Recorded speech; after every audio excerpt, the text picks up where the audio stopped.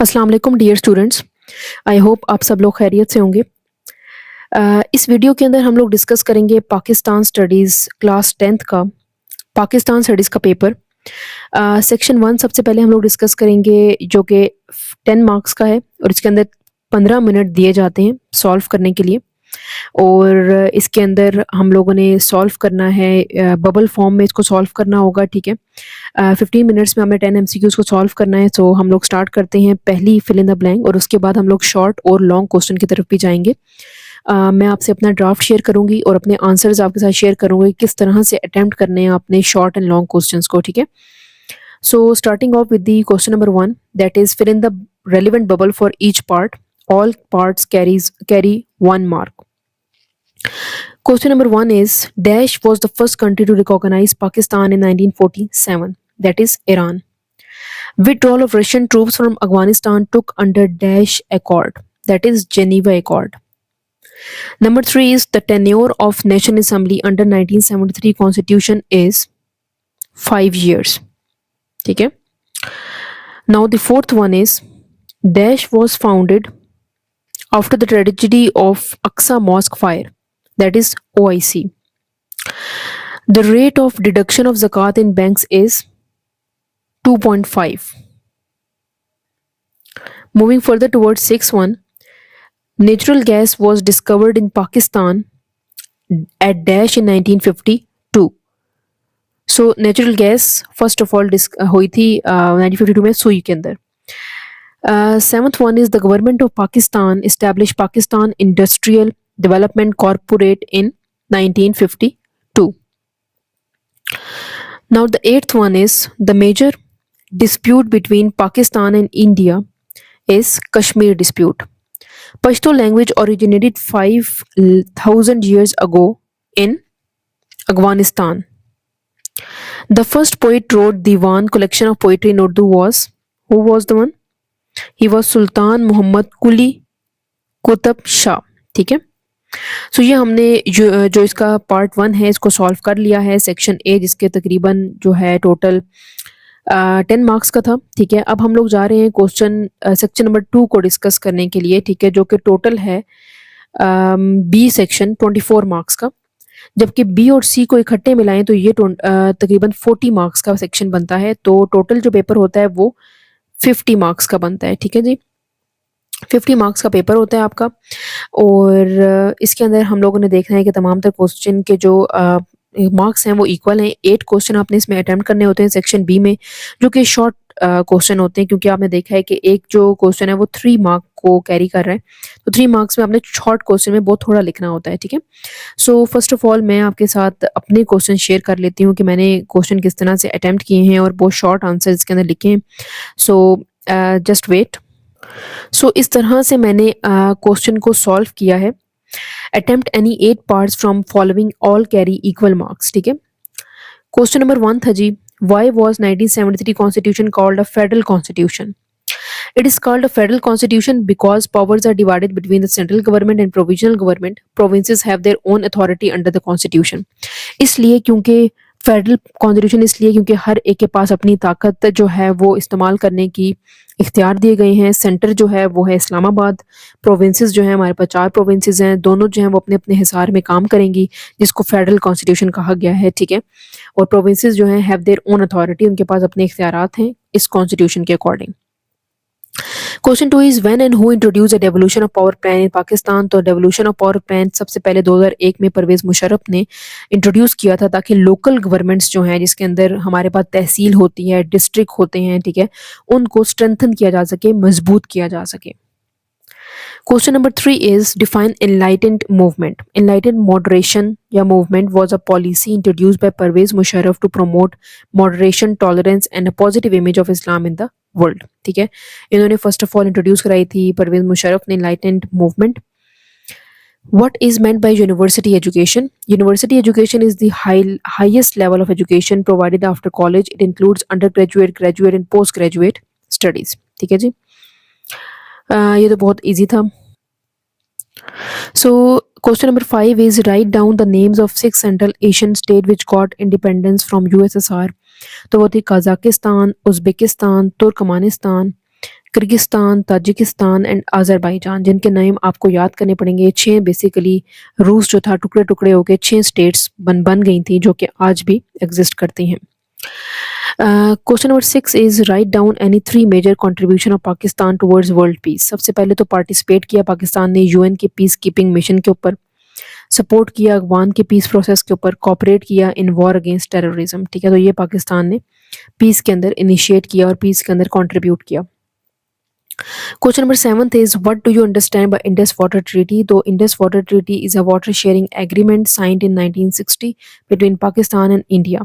Indus water treaty का जो मुआहदा था वो पाकिस्तान और इंडिया के दरमियान में होता है with the help of world bank. ठीक है, वर्ल्ड बैंक एक इदारा है, ठीक है, उनके थ्रू ये हुआ था, dividing the reverse between both countries, जिसने दरियाओं को डिवाइड कर दिया था कि कौन से दरिया किस कंट्री के अंदर आएंगे।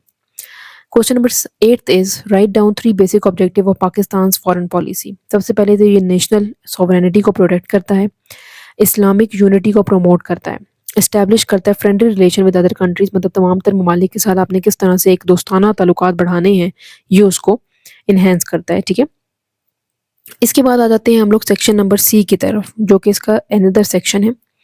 2 लॉन्ग क्वेश्चन आपने इसके अंदर अटेम्प्ट करने हैं। ठीक है, और क्वेश्चन जो है वो 3 है, how did Pakistan emerge as nuclear power. ठीक है, ये 8 मार्क का क्वेश्चन है, ये लॉन्ग क्वेश्चन है। यहाँ पर मैंने बुलेट फॉर्म में लिखा है, लेकिन आपने बुलेट फॉर्म में इसको अटेम्प्ट नहीं करना। ठीक है, क्योंकि बोर्ड की रिक्वायरमेंट होती है कि आपने पैराग्राफ फॉर्म में लॉन्ग क्वेश्चन अटेम्प्ट करना होता है। मैंने बुलेट फॉर्म में इसलिए लिखा है ताकि मैं आपको सिर्फ जस्ट एक पॉइंट बता सकूं, अपना ओपिनियन और पॉइंट ऑफ व्यूज़ हैं कि किस किस पॉइंट को आपने टच करना है इस क्वेश्चन के अंदर। ठीक है, सबसे पहले आपने बताना है कि इंडिपेंडेंस से पहले पाकिस्तान, इंडिपेंडेंस के बाद पाकिस्तान ने क्या सीरियस सिक्योरिटी थ्रेट्स जो थे वो इंडिया से थे उनको। 1974 के अंदर इंडिया ने अपना पहला न्यूक्लियर टेस्ट किया जिसका नाम था स्माइलिंग बुद्धा, जिसकी वजह से पाकिस्तान के अंदर एक इनसिक्योरिटी आ गई कि उनके पास तो आ गया न्यूक्लियर, हमारे पास क्यों नहीं है। उस वक्त के प्राइम मिनिस्टर जुल्फ़िकार अली भुट्टो ने ये डिसाइड किया कि पाकिस्तान के अंदर न्यूक्लियर कैपेबिलिटीज़ हैं तो पाकिस्तान उसको यूटिलाइज़ क्यों नहीं करता। उन्होंने कहा कि क्यों ना पाकिस्तान के अंदर न्यूक्लियर टेक्नोलॉजी लगाई जाए, ठीक है, हर हाल में, एट एनी कॉस्ट। जिसके बाद पाकिस्तान ने एटॉमिक एनर्जी कमीशन PAEC को स्ट्रेंथन और मजबूत करना शुरू किया और एक इदारा बना दिया। ठीक है, अब्दुल कदीर खान ने इस न्यूक्लियर प्रोग्राम को ज्वाइन किया किस दौर में, 1976 को। ये आपने सारे पॉइंट्स टच करने हैं, ठीक है, अपने पैराग्राफ्स के अंदर।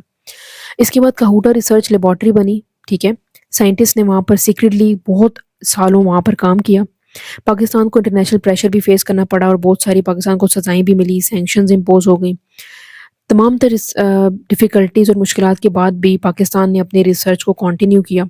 ठीक है, न्यूक्लियर इनरिचमेंट स्टार्ट रखी। ठीक है, टेक्नोलॉजी जो है सक्सेसफुली डेवलप हो गई और उसके बाद मई 1998 के अंदर इंडिया ने कंडक्ट किया न्यूक्लियर टेस्ट दोबारा से।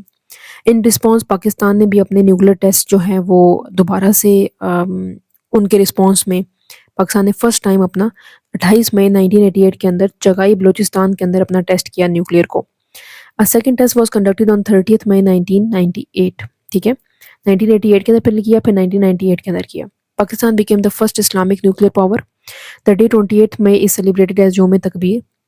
Pakistan declared its nuclear weapons from for defensive purpose only. Pakistan सिर्फ डिफेंसिव पर्पस के लिए अपने न्यूक्लियर वेपन्स का इस्तेमाल करता है, अदरवाइज नहीं करता। ठीक है जी, तो 28 मई को यौम तकबीर जो है वो मनाया जाता है क्योंकि इस दिन पाकिस्तान ने अपना फर्स्ट जो है 1988 के अंदर न्यूक्लियर टेस्ट जो था वो किया था। ठीक है, इस तरह से आपने क्वेश्चन को अटेम्प्ट करना है और इन तमाम तर पॉइंट्स को अपने क्वेश्चन के अंदर इनकॉर्पोरेट करना है। ठीक है, क्वेश्चन नंबर 5th जो मैंने सॉल्व किया है, मैंने तीनों नहीं सॉल्व किए, सिर्फ जस्ट 2 किए हैं। इसके अंदर नरेट करना है पाकिस्तान और अफगानिस्तान के रिलेशंस को। सबसे पहले आपने बताना है कि पाकिस्तान के अफगानिस्तान एक बहुत लंबा बॉर्डर शेयर करते हैं जिसका नाम है Durand line. Afghanistan was the only country that oppose Pakistan membership in the UN in 1947। ठीक है, अफगानिस्तान अकेली एक कंट्री थी जिसने पाकिस्तान को अपोज किया था कि UN का वो हिस्सा ना बने। The main issue between the 2 countries was the Pakhtunistan issue, क्योंकि पख्तून वहाँ पर भी बहुत हैं, यहाँ पर भी बहुत हैं, तो उन्होंने कहा कि भाई आप एक सूबा बना दें जहाँ पर पाकिस्तान के तमाम तर पख्तून अफगानिस्तान में आकर बस जाएँ। ठीक है, रिलेशन फिर भी टेंस रहे स्टार्टिंग अर्ली ईयर्स के अंदर। ठीक है, उसके बाद 1979 के अंदर सोवियत यूनियन इन्वेट कर लेती है अफगानिस्तान को। ठीक है, यूएसएसआर जिसको हम कहते हैं, जिसका मैंने पिछले क्वेश्चन में ज़िक्र किया कि यूएसएसआर की डिसइंटीग्रेशन हुई और वो टूट कर 6 स्टेट्स में डिवाइड हो गया। Pakistan supported the Afghan Mujahideen against against Soviet forces. Soviet को पाकिस्तान ने सपोर्ट नहीं किया, मतलब यूएसएसआर को सपोर्ट नहीं किया। पाकिस्तान ने किसको सपोर्ट किया? अफगान मुजाहिदीन को। मिलियंस ऑफ अफगान रिफ्यूजीज जो हैं वो पाकिस्तान आ गए। पाकिस्तान को शेल्टर, फूड की असिस्टेंस प्रोवाइड की। पाकिस्तान ने बहुत ही इंपॉर्टेंट रोल प्ले किया जेनीवा अकॉर्ड के अंदर, जिसके अंदर जो सोवियत जो हैं यूएसएसआर वो छोड़कर अफगानिस्तान को वापस चले गए। After Soviet withdrawal civil war settlement in Afghanistan. Soviet के विड्रॉल के बाद सिविल वॉर की स्टार्ट हो गई अफगानिस्तान के अंदर। पाकिस्तान ने रिकॉग्नाइज कर ली तालिबान की गवर्नमेंट 1996 के अंदर। 9/11 अटैक हुआ। Pakistan supported the US in war against terrorism. ठीक है, बॉर्डर सिक्योरिटी इशू बन गया, एक टेंशन थी दोनों कंट्री के दरमियान में।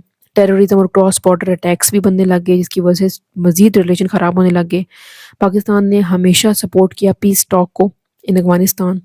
बोथ कंट्रीज जो थी वो मेंबर थी ओआईसी की भी और इको की भी, इकोनॉमिक कोऑपरेशन ऑर्गेनाइजेशन की। Trade relation exist between the two countries. ठीक है, ट्रेड फिर भी लोग करते रहे।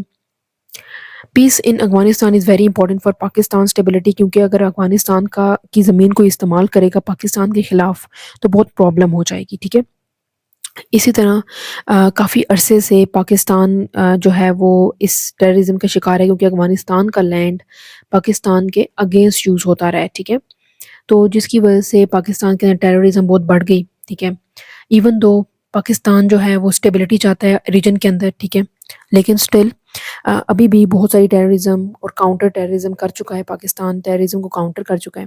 बहुत सारे इदारे बनाए हैं पाकिस्तान ने।